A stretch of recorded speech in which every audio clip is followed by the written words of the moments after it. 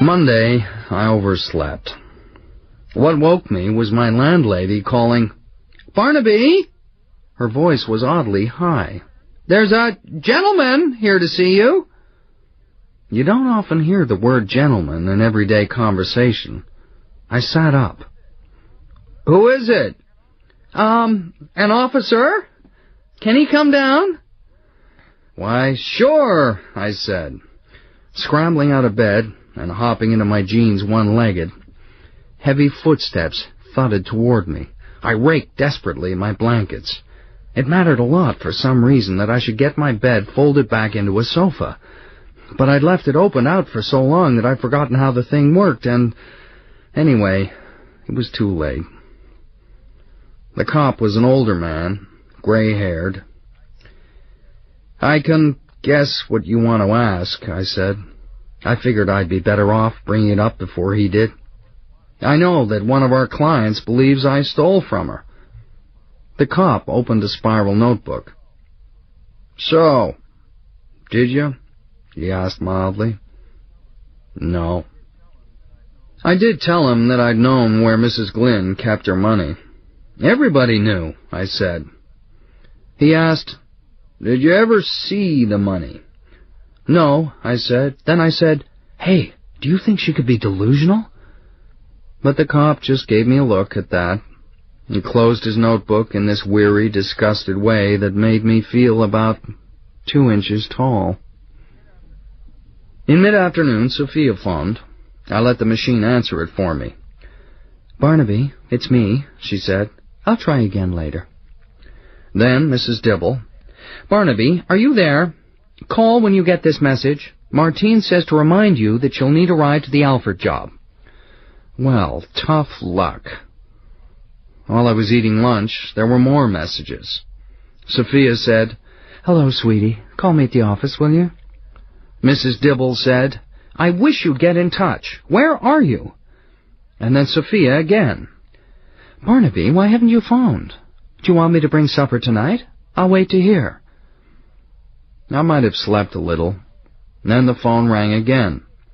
"Hey, Galen," my machine said. Martine's little raspy voice. "Pick up, will you?" I reached for the receiver. "What?" "Why aren't you here? It's 10 till 7. You promised you'd give me a ride." "I did? Where are we going?" "Mrs. Alford's. We're clearing out her kitchen for the painters." "Can't you do it alone?" "Duh, Barnaby, I don't have any wheels, remember? What's with you? I hope you're not hung up on that Mrs. Glynn crap. She's crazy. Now get yourself on down here. We're running behind." Martine was standing out front when I pulled up. She had on her usual overalls. "At this rate, we won't finish work till midnight," she said as she got in. But clearing a kitchen for painters wasn't that big a job. When everything had been moved, Martine ran a mop around the tops of the walls while I swept the floor. Mrs. Alford said, "Oh, John, my, wasn't that speedy?" She asked if we'd like a soft drink or something, but we told her we had to be going. In the car, Martine got started on her favorite subject, Everett. Now, ex-Everett. How glad she was to be shed of him. How she couldn't imagine now what she'd ever seen in him. She rattled on. Then she said, "So, did you decide yet?" "Huh?" "About the truck." "What truck?" "Everett's truck. What else? You don't think it's a stupid idea?" "What idea is that?" I asked her. "You and me going in on it." "Going in on it?" I asked. "You mean as in buying it? You and me?" "Jesus, where have you been?" "Sorry," I said. "I must have missed something. I've got a lot in my mind. Maybe it's nothing to you. I'm a victim of rank injustice." "But what was the point? What have I wasted my breath for?" She could have chosen a better moment for this. On the other hand, she was just about the last friend I had left in the world, so I said, "Run it by me again." She sighed. "See, Everett bought that truck off a lady in Howard County, and he was supposed to pay for it in 36 monthly installments. Only he kept falling behind, and his mom had to do it for him. And now he wants to move to New York, he says, where a truck won't be any use to him. And that's why his mom phoned me and asked me if I wanted to buy it. I can't swing it on my own, but I can manage the installments, just barely. If you'd give his mom what she'd already paid, $2,400.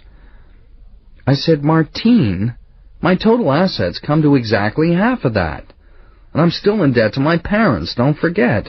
Not if you sold off your car. Pardon? Your car's worth $30,000. Did you know that? I looked it up in a book. A '63 Corvette Stingray Coupe in excellent condition is worth $30,000. I was stunned, but I managed to say, well, we could hardly claim my car's in excellent condition. Okay, so knock off a few thousand. You'd still be rolling in money. I laid an arm across her shoulders. I'm not trying to be a spoilsport, but, well, you are one, she said, but with a grudging smile. She snuggled in closer. Just listen a minute, okay? You would sell your car and, first off, pay back your folks, then take some more of the money and go in with me in the truck. Meanwhile, I'd have no car, I told her. You'll have the truck then, idiot! We'll have the truck, I reminded her, and you'll be wanting to take it one place, and I want to take it to another. Don't we just about always go out on the same jobs together? She turned her face up, and the next thing I knew, we were kissing. She had this very thin, hard mouth. I was surprised at how stirring that was. Then she drew back, and so I did too. I was relieved to see we were coming to our senses, or at least partly relieved. But what she was doing was shutting off the ignition. You want to? She asked me. She wore a peaky, excited expression that made me feel sad for her. I never really thought of Martine as a woman. She was just this scrappy, sharp-edged little person. And yet at the same time I was reaching for her once more as if my body had decided to go ahead without me. She tore free and climbed out of the car. I got out too and followed her toward the house. The instant we reached the third floor, we were hugging again and kissing and stumbling toward her bed. I fumbled with her overall clasps. They were the kind where you slide a brass button up through a brass figure eight. I don't think I'd worked one of those things since nursery school, but it all came back to me. Not till later, at least, when everything was over, did my mind ask, what was that all about? Which Martine was probably wondering too, because already she was twisting away from me. She said, well, I guess you want to get going. Yeah, I guess, I said. I did call out a goodbye when I left, but she didn't answer. Back at my place, I found two more messages. Sophia, all patient, and Mrs. Dibble. Mrs. Dibble was all business. I want you to call Barnaby as soon as you get in. I don't care how late it is. Use my home number. So I called. What the hell? If she wanted to fire me, let's get it over with. Instead, she said, here are your assignments for tomorrow. Mrs. Cartwright wants you to help her buy a birthday present for her niece. Mrs. Rodney needs her mower taken in for maintenance. Miss Simmons would like a window shade hung. Mr. Shank has asked for... Oh, wait, I told her. Is this all in one day? Yes, she said. And there was something unsteady in her voice, a bubble of laughter. Package mailed for Mr. Shank. Fireplace cleaned at the Brents. Fireplace? It was August. We were going through a heat wave. Plants moved for Mrs. Binney. Mrs. Binney raised African violets, none of them over 6 inches tall. There was no reason on earth why she should need my help to move them. What's going on? I asked. I believe they must be trying to make a point, dear heart. I was quiet a moment. Then I said, how did they find out? How did they find out anything? Not for me, I promise. They love you, Barnaby. Mrs. Dibble told me, and now the laughter had faded. It hasn't escaped their notice how you've cared for them all these years. So, I said, you're not firing me. Firing you? Barnaby, you're my very best worker. I tell everybody Barnaby's going to end up owning this company, I say. But why are we discussing this now? We have to think how you're going to manage all these assignments. I said, I'll find a way, Mrs. Dibble. You just leave it to me. After I hung up, I sat there a minute, pressing my hands very tightly between my knees. Then I phoned Sophia.